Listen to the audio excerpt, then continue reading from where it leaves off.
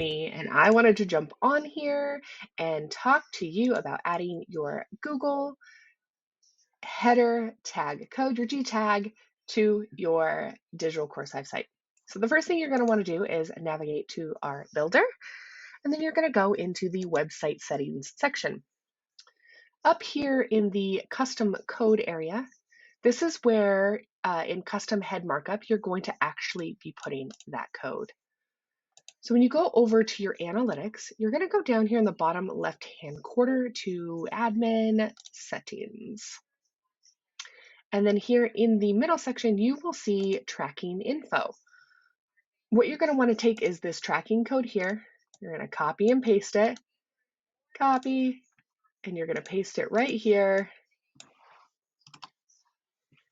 onto your Google or into your header code markup in your Digital Course Hive builder.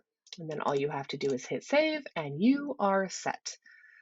If you have any questions at all, go ahead and click below and leave us a comment, or you can email us at hello@digitalcoursehive.com whenever you need assistance.